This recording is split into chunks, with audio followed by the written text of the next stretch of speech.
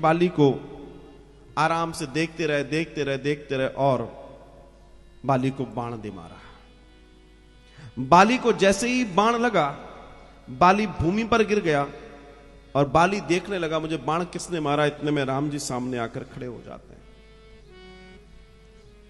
हृदय प्रीत मुख वचन कठोरा और बोला चितई राम की ओर। राम जी को देखकर बाली के हृदय में प्रीत तो थी, लेकिन कठोर वचनों से बोल रहा है। रस्सी जल जाती है पर बल नहीं जाता। और राम जी की ओर देखकर बोल रहा है, इधर उधर नहीं देख रहा वो, क्योंकि अंतिम समय में किसकी ओर देखना है? राम जी की ओर देखना है। अब आप कहोगे अंतिम समय मतलब? तो अंतिम समय मतलब हर समय राम जी की ओर देखना है, क्योंकि हमें नहीं मालूम हमारा अंतिम समय कौन सा है। वी डोंट नो अगला पल क्या होगा, हमें और आपको क्या मालूम। और यही एक बड़ा दर्शन है जिसे अपने जीवन में उतार लीजिए साहब। धर्म हेतु अवतरे हूं गुसाई, मोर ही मोही मारे ही मोही व्याध की। आप तो धर्म की स्थापना के लिए अवतार लेते हैं।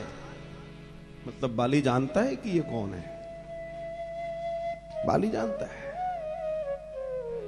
आप धर्म की रक्षा के लिए, धर्म की स्थापना के लिए अवतार लेते हैं महाराज, और आपने मुझे व्याध की तरह मार दिया, पेड़ के पीछे छुपकर मारा। और मैं बैरी सुग्रीव प्यारा, मैं तुम्हारा बैरी हो गया और सुग्रीव तुम्हारा प्रिय हो गया एक ही मुलाकात में। आपने मेरे यश, मेरे वैभव, मेरे और भी तो नियमों को देखा होता, मेरे और दूसरे गुण भी तो देखिए। मेरे अंदर सुग्रीव से ज्यादा अच्छे गुण है, ये बात भी सही थी। बाली में सुग्रीव से लाखों गुण ज्यादा अच्छे गुण थे। सुग्रीव वास्तव में कोई काम का नहीं था, हकीकत है। अभी बताऊंगा मैं क्यों नहीं था। बाली ने कहा आप मुझे प्रेम कर सकते थे, आपने इसको प्रेम किया। अवगुण कवन नाथ मोही मारा। अब मुझे बस ये बताइए, मैं जा रहा हूं लेकिन मैं जानना चाहता हूं मेरे अंदर वो कौन सा अवगुण है इस वजह से आपने मुझे मारा है। क्योंकि मैं जाते जाते ये तो जानकर जाऊंगा क्यों मारा, ऐसे ही नहीं जाऊंगा। राम जी ने बड़े प्रेम से, बाली की दाईं ओर भगवान खड़े हैं और वहां बड़े प्रेम से झुककर बाली की ओर देख रहे हैं। और श्री राम जी बाली से कह रहे हैं, हे बाली, अनुज वधू भगनी सुत नारी, सुन 60 कन्या सम एव चारी। और इन्हीं कुदृष्टि बिलोक तू देवई, और जाता ही बधे कहू पाप न होई। दर्शन है।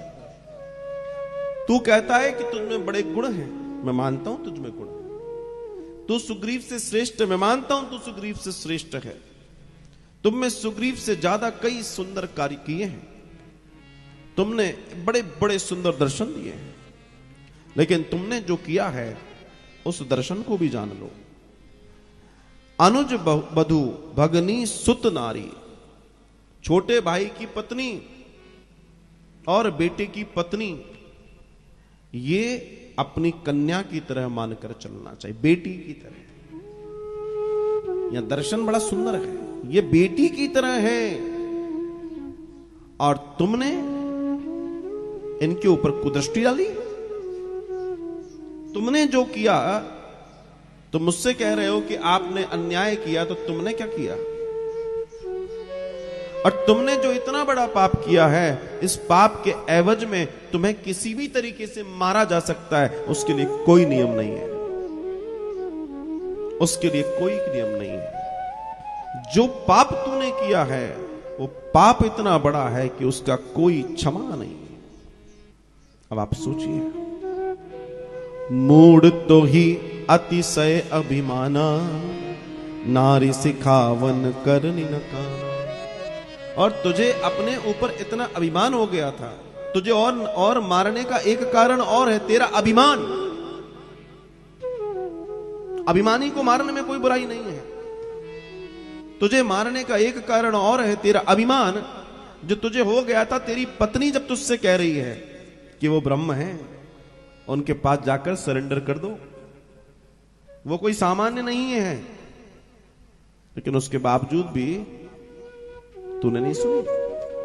तुझे पत्नी ज्ञान दे रही थी, पत्नी ने ज्ञान की बात करी, उसके बावजूद भी तू अभिमान से भरा रहा और तूने पत्नी की बात भी न मानी। किस और से तुझे माफ कर दिया जाए? मम मुझ बल आश्रित ते ही जाने। और तू जानता है कि मैं कौन हूं और मेरे आश्रित सुग्रीव है, फिर भी तूने बैर रखा। क्या दर्शन है यहां? दर्शन यह है कि जो भगवान का भगत हो उससे जिसने बैर लिया, ये समझ लो कि भगवान उठा के पछीटी लगाएंगे, साफ संभल भी नहीं पाओगे। भगवान ने साफ बोल दिया, मम भुज बल आश्रित ते ही जानी, कि वो मेरे ऊपर आश्रित है, उसने मेरी शरणागति ले ली है। तेरी पत्नी शरणागति के लिए कहती रही, तू अहंकार से भरा रहा, और अब जब तू जानता है कि वो मेरे आश्रित, उसके बावजूद भी तूने युद्ध किया।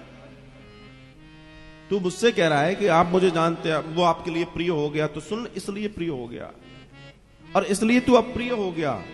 मारा चहसी अधम अभिमानी, और जो तेरा अभिमान है इसलिए मैंने तुझे मारा है, और तेरे लिए मारना बनता है।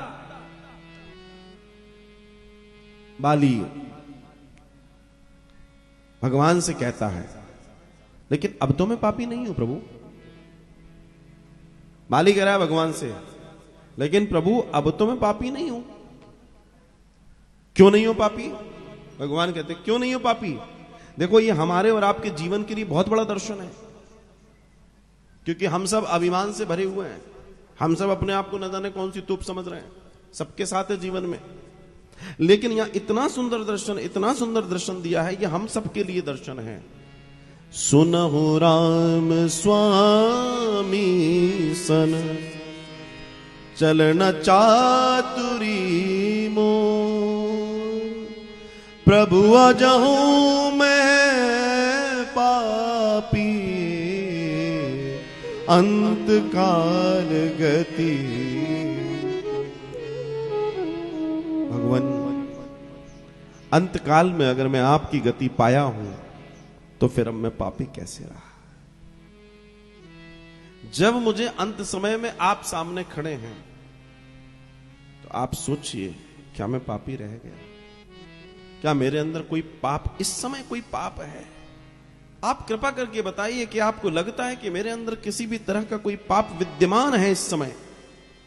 भगवान कहते हैं बिल्कुल नहीं। और भगवान उसकी इस बात पर इतने रीझ गए साहब, इतने रीझ गए कि भगवान मुस्कुराए हैं। वो पड़ा है घायल और बिल्कुल मृत्यु के निकट पड़ा है, भगवान मुस्कुरा रहे हैं, और भगवान मुस्कुराकर उससे कहते हैं, सुनत राम अति कोमल बानी, बाली शीस पर से निज पानी। भगवान ने जब बाली की इस बात को सुना, देखो मेरे रघुपुंगव कितने दयालु हैं, कितने कृपालु हैं। बाली जिसको भगवान ने खुद बाण मारा है, उसकी शीश को अपनी गोद में ले लिया। या तो उस जटायु को लिया था अपनी गोद में, और बाली को अपनी गोद में भगवान बाली के सर को रखकर उसके प्रेम को देख रहे हैं, उसके आनंद को देख रहे हैं। भगवान कह रहे हैं, अचल करऊं तनु राखहूं प्राण, बाली कहा सुनु कृपा निधान। भगवान कह रहे हैं, अचल करूं तुम राखो प्राणा, मैं तेरे प्राणों को वापस देने की तैयारी करता हूं। मैं तुझे वापस जीवन दान दूंगा, चिंता मत कर, तुझे मरने नहीं दूंगा, क्योंकि आखिरी में तूने अपने आप को सरेंडर कर दिया। तेरे मधुर वचनों से मैं इतना प्रसन्न हूं कि अब देख मैं तुझे फिर से जीवित कर देता हूं। तब बाली एकदम कांप गया, एकदम सहम गया, एकदम अलर्ट हो गया। बाली कहा, सुन कृपा निधाना, नहीं नहीं नहीं नहीं नहीं, नहीं। सुनिए मेरी बात, सुनिए पहले मेरी बात सुनिए। और जब इतनी बात बोली तो भगवान कहने लगे क्या हुआ इसको। तब बाली कहता है प्रभु मुझे भी कुछ कहना है। आपने अपनी बात कह दी क्योंकि आप तो सरकार हो, आप तो परम हो, और परम जो कहता है वो अच्छी बात है, लेकिन मैं भी कुछ कहना चाहता हूं।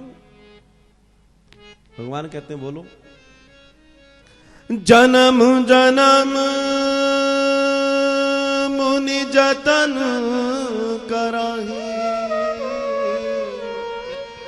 अंतराम कहीं आवत नाही। जासु नाम बल शंकर काशी, देत सब ही समगति अभिना।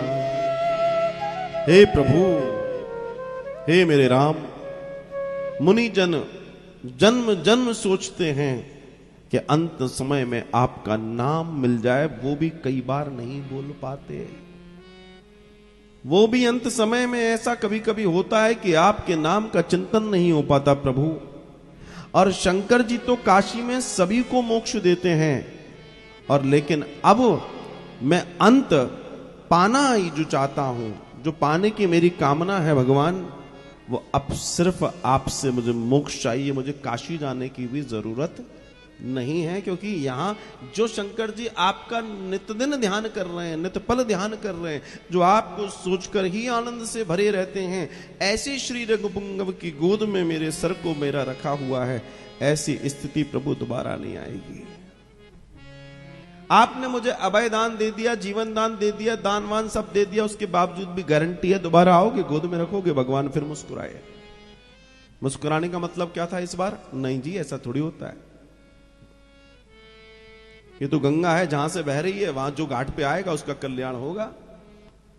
अब गंगा घर पे आ जाए तो ये तो तभी होता है जब कलयुग में पुण्य प्रबल हो जाते हैं। द्वापर में नहीं आती गंगा, द्वापर में गंगा नहीं आएगी घर पे, त्रेता में नहीं आएगी, सतयुग में नहीं आएगी। कब आएगी? कलयुग में। आ रहा है ना गंगा, गंगा का कौन पाइप के द्वारा गंगा का जल आ रहा है कि नहीं आ रहा? वृंदावन में भी आ गया गंगा जल पाइप के द्वारा। तो आप सोचो कलयुग में इससे बड़ी क्या बात हो सकती है कि उन तीनों युगों में लोगों को गंगा के पास जाना पड़ता है, और ये इतना सुंदर युग है जहां गंगा आपके घर तक चलकर आ रही है। विचार कीजिए इस कलयुग का दर्शन, विचार कीजिए, सोचकर देखिए। अद्भुत है साहब, कलयुग अद्भुत है, लेकिन कोई इस अद्भुतता को समझने का प्रयास करे। ये इतना अद्भुत है, ये इतना श्रेष्ठ है कि श्री गंगा आपके घरों तक आ रही है। अब आप सोचिए इससे सुंदर जीवन क्या हो सकता है। आनंद श्री भगवान देख रहे हैं, बाली के सर पर हाथ रख रहे हैं। बाली ने अपने पुत्र को देखा, अंगद आया, अंगद रो रहा है। अंगद ने देखा कि मेरे पिता, चूंकि पहले तो अंगद को भी क्रोध था, लेकिन जब पिता ने सरेंडर कर दिया प्रभु के प्रति, तब भगवान से श्री बाली कहते हैं कि प्रभु मैं आपको जाते जाते कुछ सौंपना चाहता हूं। क्या सौंपना चाहते हो? मैं अपना पुत्र आपको सौंपना चाहता हूं। सोचो, विचार करो। जीवन में गलतियां हर किसी से होती हैं, हर इंसान गलती करता है। इंसान गलतियों का पुतला, इसमें कोई दो राय नहीं है। कोई हो, गलती तो होती है, लेकिन अपने आप को अंत समय में उस गलती का सुधार करके इतना बड़ा समर्पण कर देना ही गोविंद की प्राप्ति कहलाती है। अंत भला तो सब भला। और यही जीवन का अपना एक सार है साहब। जिसने इस सार को अपने जीवन में डाल दिया, उसने मानो जीवन के सारे दर्शन प्राप्त कर लिए, सब दर्शन। आज बाली ने अपने पूर्व जन्म के भी, आगे आने वाले जन्म के भी जितने जन्मों के कलुषित थे, उन सारे कलुषितों को धोकर अपने जीवन को धन्य कर लिया कि अपना, क्योंकि पुत्र जो है पिता की आत्मा होती है, और उस पुत्र को खुद तो नहीं सौंप पाया अपने आप को ठाकुर जी को, खुद तो बढ़िया गति पा रहा है, लेकिन उसने कहा कि मैं अपने पुत्र को सौंप दूं, और उसको सौंप कर आनंद से वो आंखें मूंद लेता है। अंगद भगवान के अत्यंत आनंद और प्रेम को प्राप्त करते हैं। बलि का जो भी संस्कार है आदि इत्यादि होता है, और तब भगवान बड़े आनंद के साथ, बड़े सौभाग्य के साथ उस पर्वत पर रहते हैं, और बड़े अंगद जो है भगवान की सेवा में लग जाता है। अंगद है, श्री हनुमान जी हैं, आदि आदि इत्यादि। इतने में वर्षा ऋतु आ जाती है। अब जब वर्षा ऋतु आई तो जंगल में बड़े व्यवधान आ जाते हैं। तो उस दर्शन में सुग्रीव कहता है कि प्रभु थोड़ा आपको विराम करना पड़ेगा, क्योंकि वर्षा ऋतु है, कार्यक्रम कैसे आगे बढ़ेगा, क्या होगा। राम जी कहते हैं कि ठीक है, कोई बात नहीं, अगर ऐसी बात है तो हम इंतजार कर लेते हैं। अब राम जी इंतजार करते हैं। मान लीजिए आपके घर में कोई आया हो और आकर वो बैठा हो, और आप उससे कहो कि एक काम करते हैं साहब, परसों हमको वहां चलना है, हमारा परसों चलेंगे, एक जनरल की बात है, परसों चलेंगे। तो बात सही है, परसों जाएंगे, लेकिन इसका मतलब ये थोड़ी है कि परसों तक आप उससे उसके बगल वाले कमरे में मिलने ही नहीं जाओगे। आप उससे सुबह शाम तो मिलोगे, ये तो शिष्टाचार है। लेकिन सुग्रीव मैं कह रहा हूं ना, सुग्रीव इस लायक नहीं था। सुग्रीव ने फिर वही गलती की। सुग्रीव ने कहा अब तो राजपाट, पत्नी, भोग विलास सब आदि मिल गए, लग गया उसमें। और साहब पूरी वर्षा ऋतु सुग्रीव जो है अपने महल से बाहर नहीं निकला, अपने आनंद, अपने भोगों में लगा रहा। और भगवान बड़े प्रेम से सीता जी का चिंतन कर रहे हैं। रोज सीता जी का चिंतन करते, क्योंकि एक एक दिन उनका कैसे कटा होगा। विचार कीजिए, एक तरफ सुग्रीव अपने दिनों को काट रहा है, और एक और उसी पर्वत पर श्री राम सीता विरह में अपने दिनों को काट रहे हैं। विचार करके देखिए। और इस विचार के साथ श्री हनुमान जी ने इस चिंतन को लिया, और श्री लक्ष्मण जी ने इस विचार को किया। और विचार को करके श्री लक्ष्मण जी ने एक दिन बड़े क्रोध और स्वभाव में कहा कि प्रभु ये तो ठीक नहीं है, अगर आप कहें तो मैं विचार करूं। और ये है दर्शन, ऐसा होता है। व्यक्ति कई बार सुख और भोग पाने के बाद परमात्मा को भूलता है। कई लोगों के जीवन में ऐसा दर्शन आते हुए देखा है, जिसने अपनी, जब सत्ता मद आदि इत्यादि आ जाता है तो वो अपने स्थिति को भूल जाता है। लेकिन ऐसे समय में भगवान उसके जीवन में फिर एक ऐसा झटका देते हैं कि उसको तुरंत होश आता है, अरे भगवान है, भगवान है। और ये जो होश आना है, ये हर किसी के जीवन में बहुत जरूरी है। अगर हम इस दर्शन को अपने जीवन के साथ जोड़ लें कि परमात्मा ने जीवन दिया है, इस जीवन को तरीके से वास्तव में जी लिया जाए, तो मैं नहीं समझता किसी भी तरह की कोई समस्या है। लेकिन अक्सर व्यक्ति इस बात को भूल जाता है। आपके जिंदगी में कई ऐसे दर्शन आते हैं, कई ऐसी स्थितियां आती हैं जब आपके पास आपका कोई नहीं होता। और जब कोई नहीं होता उस समय भी एक होता है जिसको बोलते हैं परमात्मा। लेकिन उस परमात्मा के होने की स्थिति उस भक्त को ही पता पड़ सकती है, किसी और को नहीं। राम ऐसे समय में सुग्रीव के पास आए जो उसको जिंदगी में वो सोच नहीं सकता था कि मैं अपने पति और अपने राज्य और अपनी स्थिति को पा पाऊंगा। जब उसके पास कोई आस नहीं थी, कोई स्थिति नहीं थी, तब श्री राम वहां पहुंचकर उसके जीवन पर कल्याण करते हैं। लेकिन उसके बावजूद भी वो व्यक्ति अपने भोग विलास में वो सब भूल जाता है कि मेरे पास मेरा और भी कोई कार्य है। और यही दर्शन है। इसलिए मैं कहता हूं हमेशा अपने परमात्मा का चिंतन करते रहे। चिंतन जीवन में बहुत आवश्यक है, बहुत आवश्यक है।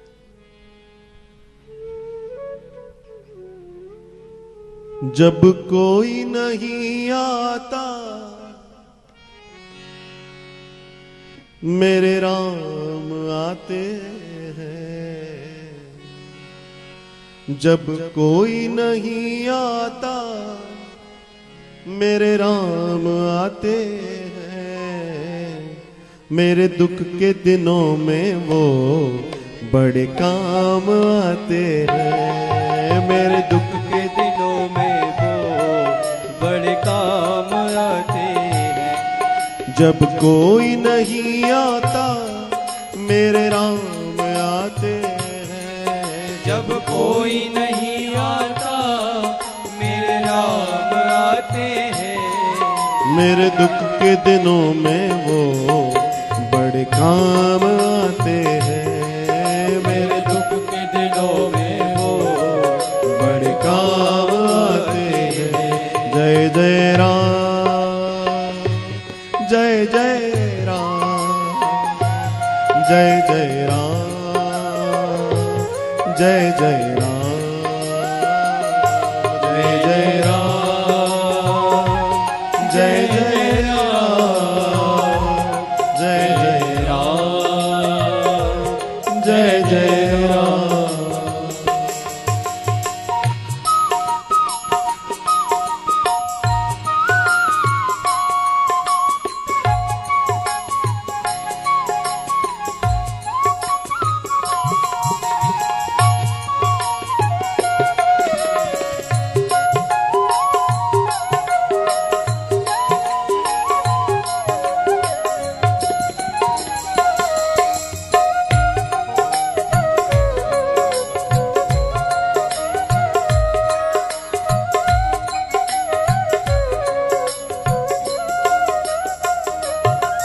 मेरी नैया चलती है पतवार नहीं होती। मेरी नैया चलती है पतवार नहीं होती। मेरी नैया चलती है पतवार नहीं होती। मेरी नैया चलती है पतवार नहीं होती। किसी और की अब मुझको दरकार नहीं होती। किसी और की अब मुझको दरकार नहीं होती। मैं डरता नहीं रास्ते सुनसान आते हैं। मैं डरता नहीं रास्ते सुनसान आते हैं। जब कोई नहीं आता मेरे राम आते हैं। जब कोई नहीं आता मेरे राम आते हैं। मेरे दुख के दिनों में वो बड़े काम आते हैं। मेरे दुख के दिनों में वो बड़े काम आते हैं। जय जय राम, जय सिया राम, जय जय राम, जय सिया राम, जय जय राम, जय सिया राम, जय जय राम, जय सिया राम।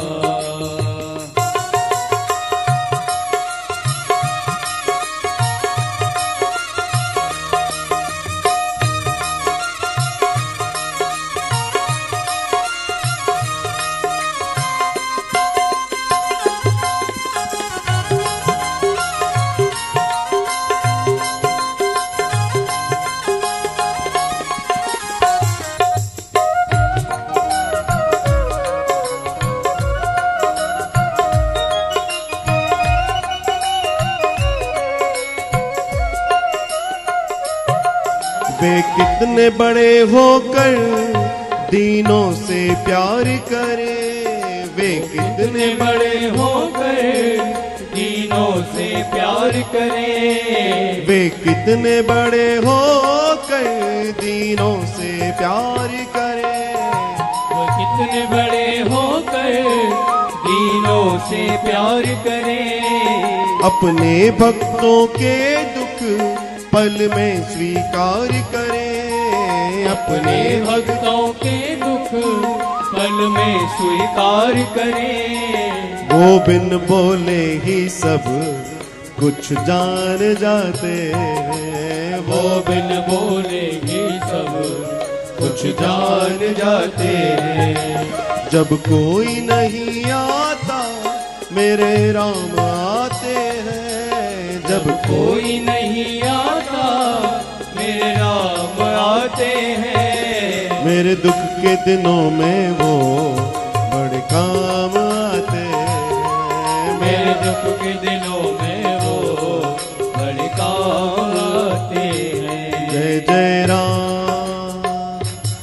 जय सिया राम, जय जय राम, जय सिया राम, जय जय राम, जय सिया राम, जय जय राम, जय सिया राम।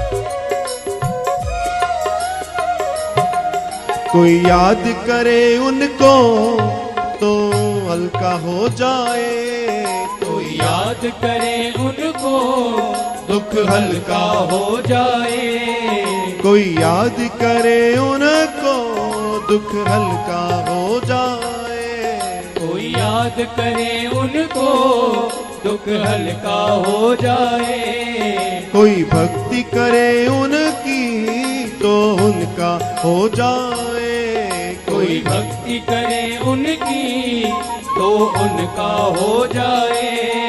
हर भक्तों का कहना वो मान जाते हैं, हर भक्तों का कहना वो मान जाते हैं। जब कोई नहीं आता मेरे राम आते हैं, जब कोई नहीं आता मेरे राम आते हैं।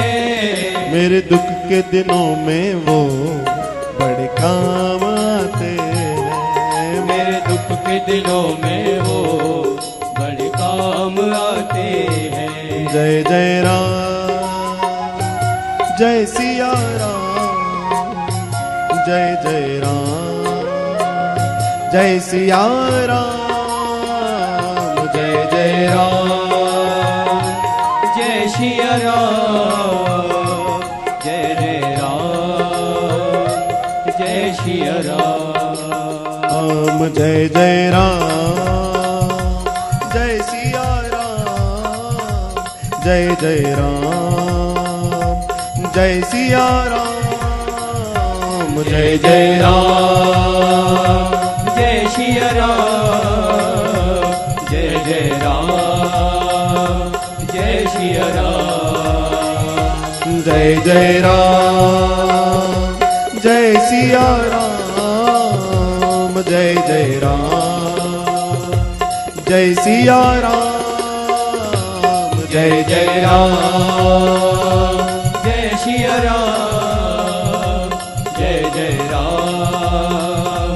जय सिया राम, जय जय राम, जय सिया राम, जय जय राम, जय सिया राम, जय जय राम,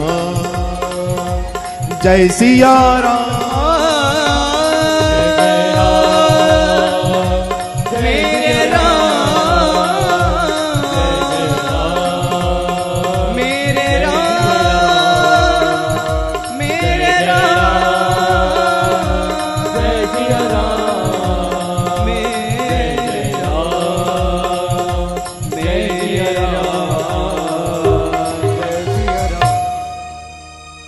मेरे दुख के दिनों में वो बड़े काम आते। भले ही दुख के दिन सुग्रीव के पास भी आए और अक्सर हमारे पास भी आते हैं, लेकिन अगर जीवन में ये चिंतन भूल जाएं, जब सुख आए और हम उनको भूल जाएं तो ये ठीक नहीं है। और यही वो दर्शन है जिससे हमें और आपको समझना है और जानना है। यही वो चिंतन है जिसके ऊपर हमें चिंतन करना है। भगवान लक्ष्मण जी की बात सुनते हैं। लक्ष्मण जी कहते हैं कि ये तो ठीक नहीं है भैया। भगवान को भी क्रोध आया, लेकिन भगवान का क्रोध बड़ा सुंदर होता है क्योंकि वो बड़े हैं। बड़े लोग क्रोध बड़े सोच समझ के करते हैं। बड़े लोगों के क्रोध में भी जो परिणाम होता है वो हमेशा सुगम होता है। भगवान कहते हैं कि ठीक है लक्ष्मण, जाकर कहो बाली से और बता दो सुग्रीव को कि वो बाण अभी है जिससे बाली को मारा गया है, तरकश में है अभी वो, बस इतना, क्योंकि मालूम है इतने में काम हो जाएगा। और इतनी सी बात जो सुग्रीव के पास पहुंची, सुग्रीव जैसे थे, जिस स्थिति में थे, सीधे दौड़े दौड़े भगवान त्राहिमाम त्राहिमाम त्राहिमाम। भगवान कहते हैं त्राहिमाम तो ठीक है, काम करो, समय बीत गया है, तैयारी करो। भैया हमारे हृदय से पूछो, तुम्हारे पास तुम्हारी पत्नी आ गई, तुम्हारे सुख हो गया। अब बड़ा दर्शन है, बड़ा सुंदर दर्शन है। दर्शन यह है कि श्री राम सबके राम, जितने बाली के राम उतने सुग्रीव के राम। लेकिन राम सबके लिए बराबर है, लेकिन सब राम को उतना जाने। सुग्रीव से गड़बड़ हुई और इसी गड़बड़ के चलते सुग्रीव के पास भगवान लक्ष्मण क्रोधित हुए हैं। लक्ष्मण जी गए हैं, लक्ष्मण जी को जाते समय भगवान ने कहा देखो सिर्फ डराना है, ज्यादा बात मत करना, ये डरने से मान जाएगा। भगवान को इतना मालूम है किसको डराना है, किसको मारना है, सिर्फ इसको डराना है। बोला ठीक है डरा देंगे। लक्ष्मण जी वहां पहुंचे और लक्ष्मण जी ने जाकर बड़े भाव के साथ, बड़े आनंद के साथ लक्ष्मण ने कहा कि भाई ऐसी बात है। और तब अनुजही समझावा रघुपति करना सीव, और भय दिखाई ले आवहूं तात सखा सुग्रीव। जाओ दिखाओ। बोला भैया कह रहे हैं कि वो बाण रखा हुआ है अभी भी, बस इतना कहने के लिए बोला है। बस समझ गया सुग्रीव कि हाँ क्या भैया क्या कहना चाह रहे हैं। सुग्रीव ने कहा चलो हम चल रहे हैं। तो श्री हनुमान जी ने कहा कि नहीं नहीं नहीं, नहीं अकेले मत जाओ, अब गलती कर चुके हो, अकेले जाओगे तो डांट ज्यादा पड़ेगी, पत्नी के संग जाओगे तो मर्यादा रहती है, पत्नी साथ जाएगी तो बच जाओगे, क्योंकि मर्यादा पुरुषोत्तम है।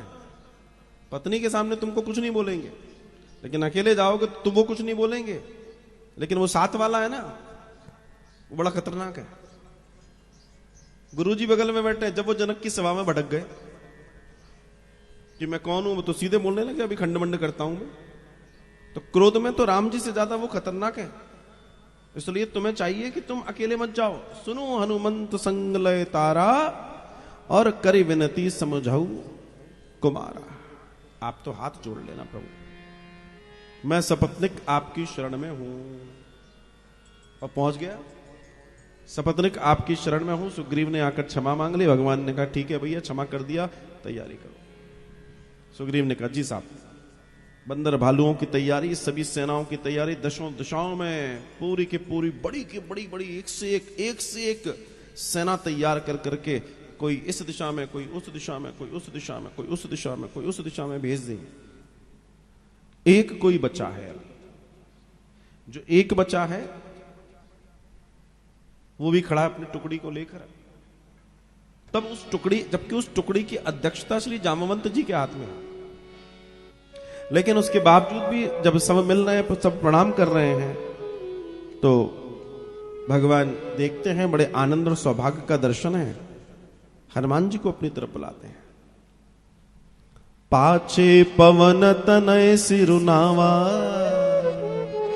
और जानि काज प्रभु निकट बुलावा। आओ हनुमान। जीवन का कितना बड़ा सौभाग्य है कि भगवान स्वयं कहें कि तुम आओ, काम करो। वास्तव में मैं अपने जीवन में कई बार देखता हूं, कथा श्रवण करने वाले और कथा करवाने वाले, एक तो कथा जो सुन रहे हैं उनको भी तो भगवान ही बुलाते हैं कथा सुन जाओ, और एक वो जिनसे कथा करवाने का जिनको सौभाग्य देते हैं। ये कोई छोटी घटना नहीं है, भगवान का इशारा है, कम टू मी, मेरे पास आओ, मैं तुम्हें अपने पास लाना चाहता हूं, मैं तुम्हें अपना बनाना चाहता हूं। और ये जीवन का वो सौभाग्य है, इसको पाना हर जीव चाहता है। तब श्री भगवान ने श्री हनुमान जी को मुद्रिका दी है, अपनी अंगूठी दी है, और उस अंगूठी को श्री हनुमान जी ने जो पाया तो माथे से लगाया और कहा जाओ। इस मुद्रिका को क्यों दिया गया है कि सीता जी मिले तो उनको ये अंगूठी दिखाना। हजारों टुकड़ियां चली गईं दसों दिशाओं में, अगर देनी थी तो सबको कोई ना कोई निशानी दी जा सकती थी, लेकिन श्री राम जानते हैं कौन सा ऐसा काज है जो श्री हनुमान जी नहीं कर सकते। और जिस पर हनुमान जी पर जब भगवान श्री राम की कृपा है तो फिर हनुमान जी के सिवा कोई ऐसा काम बचता ही नहीं है। राम जी न चले हनुमान के बिना, है ना, बस वही कहानी यहाँ हो गई। श्री हनुमान जी बड़े आनंद के साथ लेते हैं और ये तय हो गया कि श्री हनुमान जी सीता जी तक पहुंचेंगे। ये तय हो गया, मतलब भगवान ने सील लगा दी, स्टैंपिंग हो गई।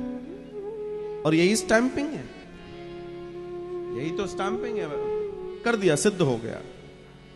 चले सब लोग बड़े आनंद के साथ सुंदर पर्वत की ओर ये लोग पहुंचे हैं। श्री जामवंत जी अध्यक्षता में है, बड़ी भारी इनकी टुकड़ी है कि तभी उन्हें मार्ग में उस पर्वत के बाहर एक गुफा के अंदर सांस लेता हुआ एक बड़ा सी आवाज आ रही है। बड़ी बड़ी सांसों की आवाज आ रही है। इन्होंने कभी इतनी बड़ी बड़ी सांसें, क्या कहानी क्या है। उस गुफा में जाकर देखा तो एक बहुत बड़ा गीद पड़ा है, उसके पंख नहीं है। राम राम राम। सबने देखा, जामवंत जी आए। जामवंत जी ने कहा, तुम तो परिचय दिया, मैं संपाति और मेरा एक भाई और है जिसका नाम है जटायु। तो एक बार मेरे और मेरे भाई में मैंने अपने अभिमान में शर्त लगाई कि सूर्य की ओर कौन जा सकता है, और तब उस अभिमान में मेरे पंख जल गए। मैं भूमि पर आके गिर गया। तब चंद्र नामक ऋषि ने कहा कि जब कभी राम जी के दूत यहां आएंगे, उनके दर्शन करते से तुम्हारे पंख वापस आ जाएंगे। तब ये लोग कहते हैं कि हम श्री राम के ही दूत हैं। और जैसे ही इन्होंने कहा हम श्री राम के दूत हैं, उनके तुरंत पंख प्रकट हो गए। ऋषि का दर्शन है साहब, उनकी बात कैसे खाली चली जाएगी। पंख प्रकट हो गए। संपाति ने कहा कि मैं आपको कुछ बता सकता हूं। संपाति ने छलांग लगाई, आकाश की ऊंचाइयों तक गया वो, और फिर नीचे आकर कहता है कि मैं जानता हूं कि आप जिसकी खोज में है वो कहां है, मैंने देख लिया है। तो वे कहते हैं कि कहां है, किधर है। तब उन्होंने बताया कि वो वहां जो पर्वत है, उस पर्वत के ऊपर वहां सुंदर अशोक वाटिका में श्री सीता जी विराजमान है। और स्थिति यह है कि जो स्थिति अभी मुझे दिख रही है कि वहां वो उपस्थित हैं, और इसी दर्शन को मैं आपको बताना चाहता हूं।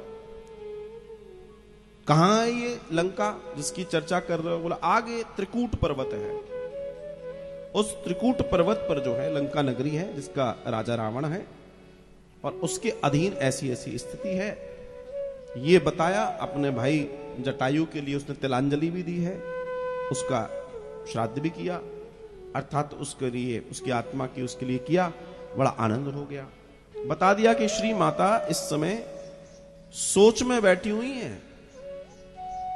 कहने का तात्पर्य है कि उसने सिर्फ ये नहीं बोला कि श्री सीता माता अशोक वाटिका में बैठी है, उसने बोला श्री सीता जी अशोक वाटिका में पेड़ के नीचे सोच में बैठी हुई है। इसका मतलब मैंने पूरी तरीके से देख लिया है, मेरी दृष्टि बिल्कुल वहां तक पहुंची है जहां तक होना चाहिए।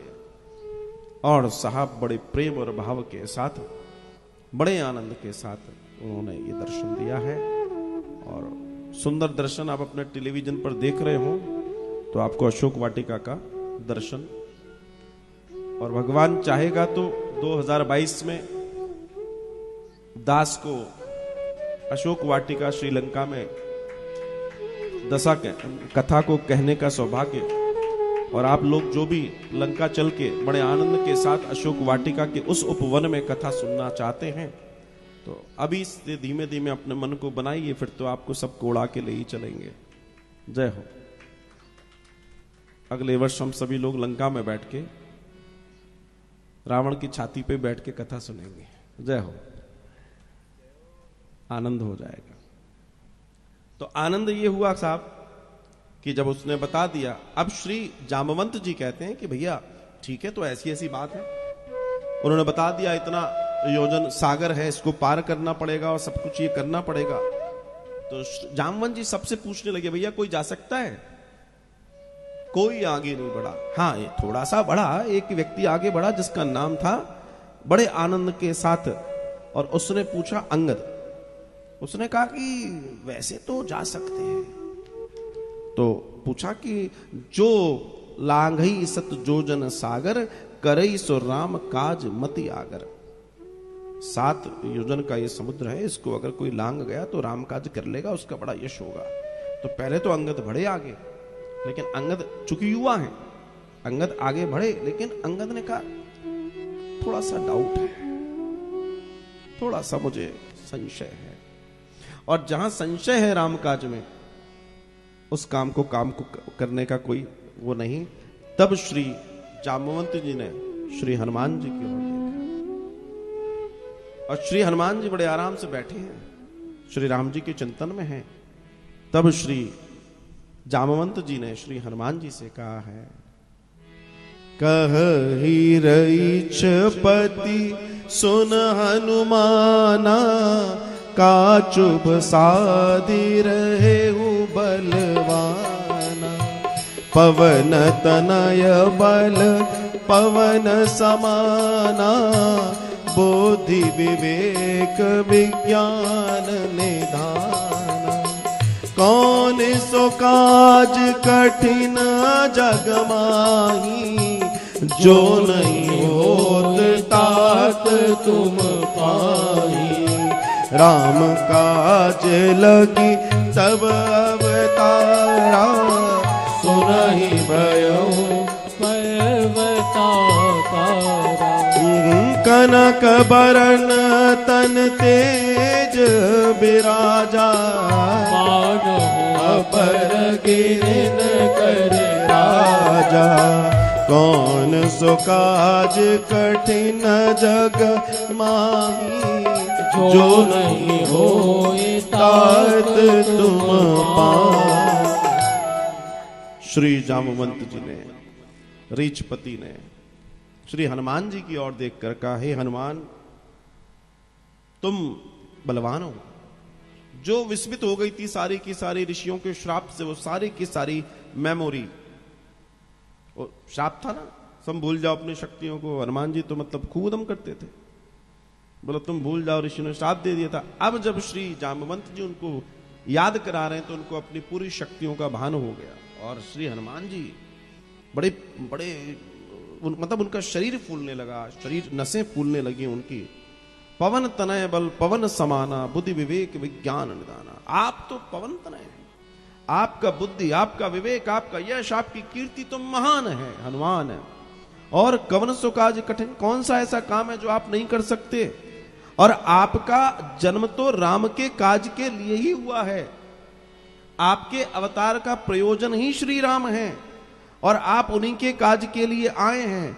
तो आपको ये काम करना पड़ेगा, और ये काम आपके लिए ही है। जो हनुमान जी ने ये सुना, कटकटाए चिक्कर, इतने जोर जोर से उनके दांत बजने लगे, उनका शरीर पूर्ण कनक भूदरा धार शरीरा, उनका शरीर विशाल होने लगा, बड़ा विशाल उनका शरीर, और ऐसा सोने की तरह दमकने लगा। सूर्य उनके ऊपर पड़ रहा है, और उनके जो शरीर के रोए हैं, जो रोए हैं वो सुनहरी रोए हैं, इतना सुनहरीपन, इतना बड़ा। और ये विशाल श्री हनुमान जी का शरीर, जिसको देखकर अच्छा बना, और इतनी गर्जना है उनके अंदर, तीनों लोक कांप उठे। इतनी गर्जना श्री हनुमान जी ने की है उस समय कि तीनों लोक में कंपन पैदा हो गया।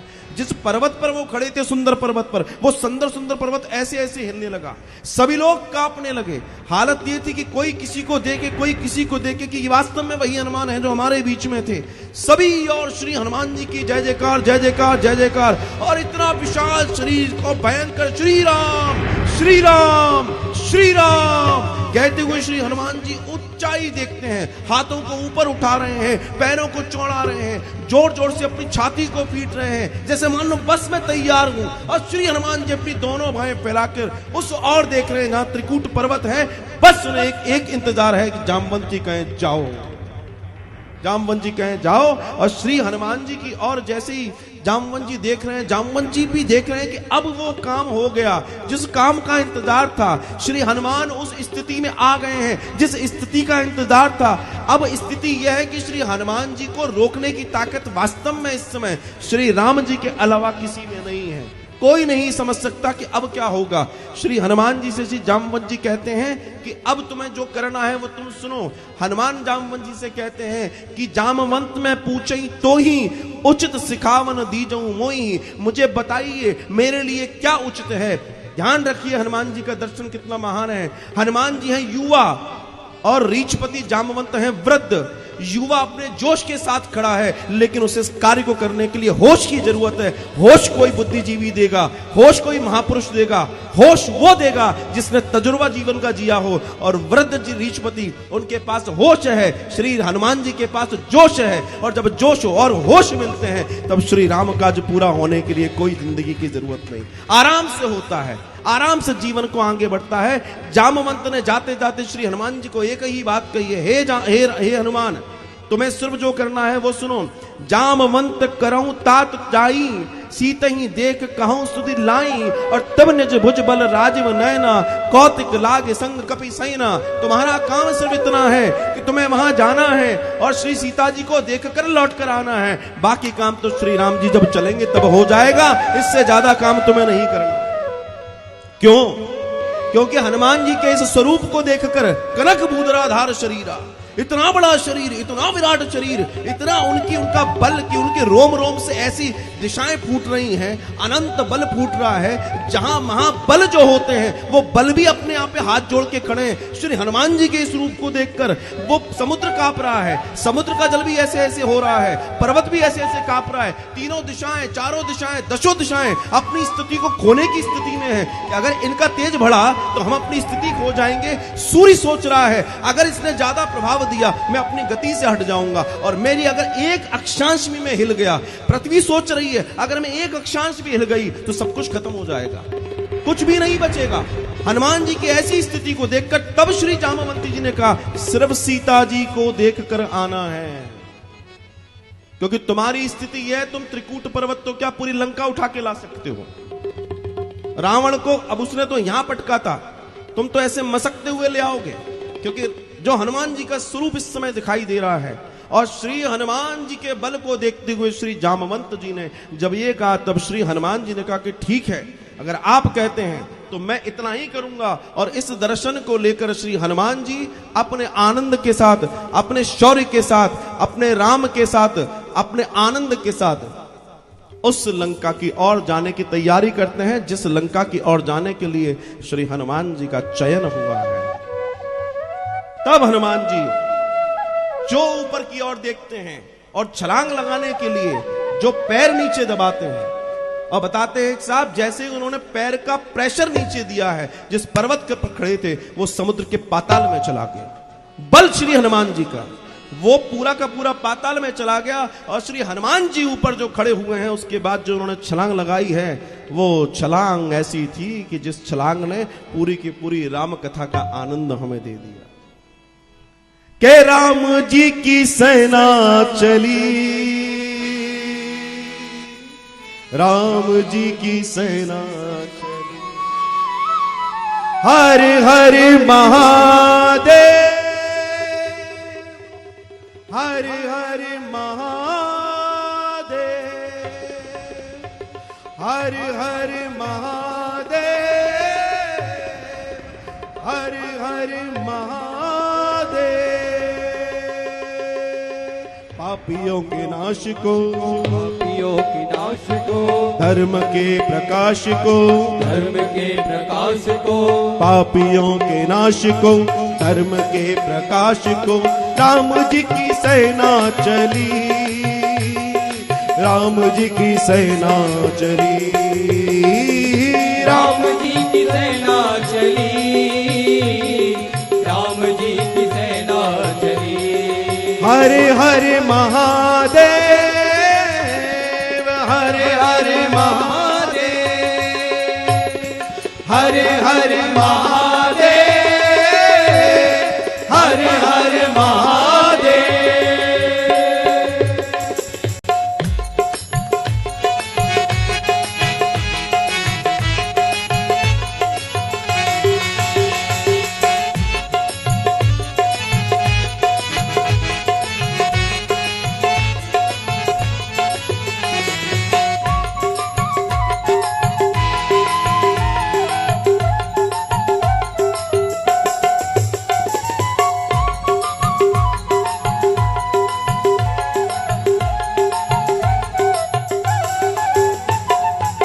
पाप अनाचार में, पाप अनाचार में, घोर अंधकार में, घोर अंधकार में, पाप अनाचार में, घोर अंधकार में एक नई ज्योति जली, एक नई ज्योति जली, एक नई ज्योति जली, एक नई ज्योति जली।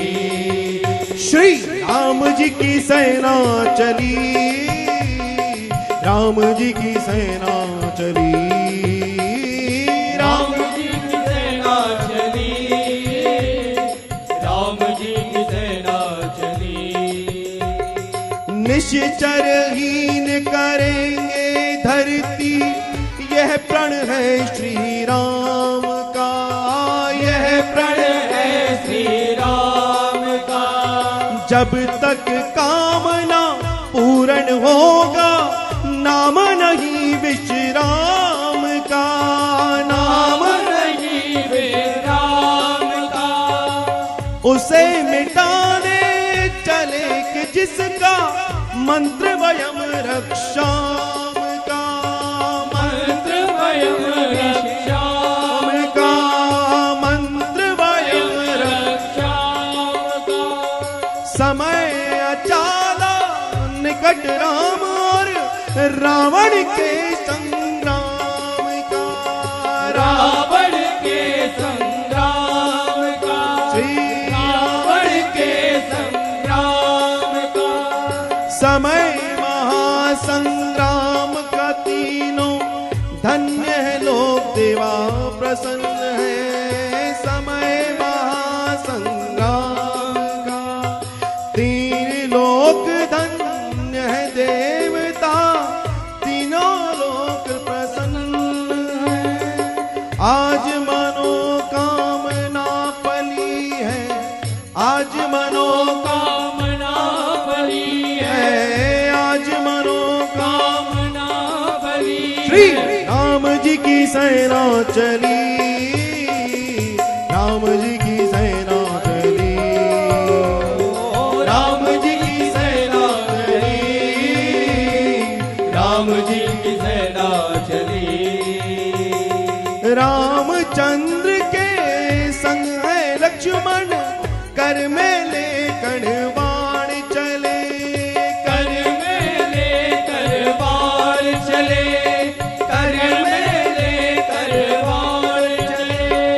लिए विजय विश्वास हृदय में, संग वीर हनुमान चले, संग में वीर हनुमान चले, हो संग वीर हनुमान चले। सेना संग सुग्रीव नील नल, अंगद छाती तान चले, अंगद छाती तान चले। उसे बचाए कौन भला, जिसका वध करने भगवान चले, जिसका वध करने भगवान चले, वध करने भगवान चले। आगे रघुनाथ है, आज रघुनाथ है, वीर साथ साथ है, वीर साथ साथ है। एक से एक है बली, राम जी की सेना चली, राम जी की सेना चली, राम जी की सेना चली। हर हर महादेव, हर हर महादेव, हर हर महादेव, हर हर महादेव।